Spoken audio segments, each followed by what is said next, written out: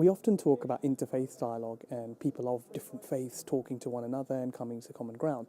But actually, what seems to be implicitly missed in that is talking to people of no faith. Yes, I'm an atheist. I have no religious faith at all. But of course, I do think morality is important.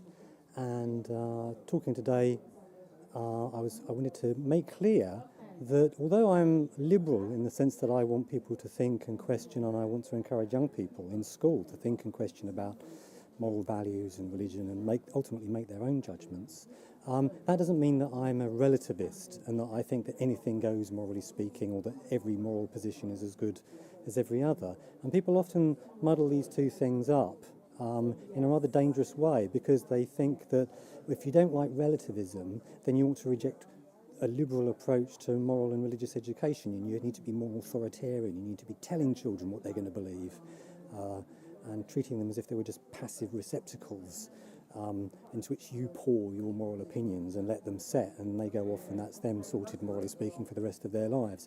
And I actually think that's a rather dangerous thing to do. I think it is very important to get young people to think and question, because ultimately each one of us has to make up his or her own mind about whether there's a God or not, which religious faith to follow, if any, which one's true, if any, what moral principles are ultimately right and wrong. And you need inner resources, intellectual resources and emotional resources. You need some maturity in order to be able to resist the Pied Pipers who might come along later on, setting themselves up as authority figures, who might then lead you off down some very dark and dangerous path. So let's give kids those inner resources. Let's make sure they're good critical thinkers and they have some immunity to BS and some charismatic but potentially dangerous figures that might come along and have a bad influence on them.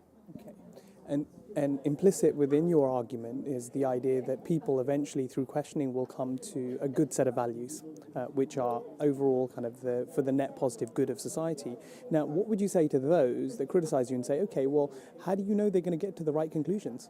Yeah, well, that is the worry, isn't it? If we just let them make up their own minds, who knows? Who knows what they're going to end up believing? And what are we going to do about it? But the first thing to remember is that what I'm recommending is freedom of thought and expression, not freedom of action. I'm not suggesting that we should tell kids they can just do whatever they want.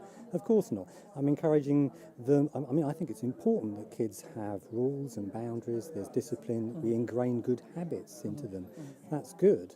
But one of the habits we ought to be ingraining in them is to think about their core values, think about them critically, reflect, take responsibility for them, rather than just passively accept what they've been told by somebody as the truth. So I haven't entirely answered your question, but that's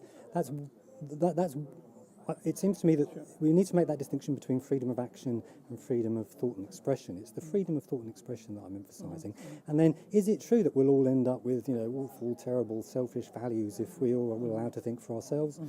No, it turns out that's simply not true. There's no evidence for that whatsoever. In fact, there's been plenty of research done, or at least there's a growing body of research that's been done in schools, looking at, for example, philosophy in the classroom programs, where kids are encouraged to think and talk about moral values between themselves and to express their points of view and to think critically about those points of view and each other's points of view. And it turns out that when you do that in schools, there's a measurable increase in their IQ, but the ethos of the school also improves. There's less bullying.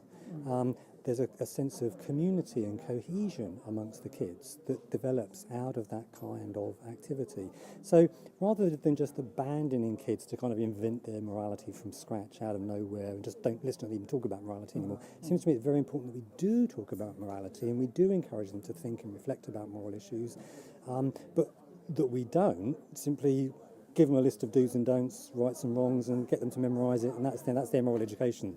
That's done. We've taken care of that. Let's move on. No, it's much more complicated than that. We need to build into them these inner resources. Sure.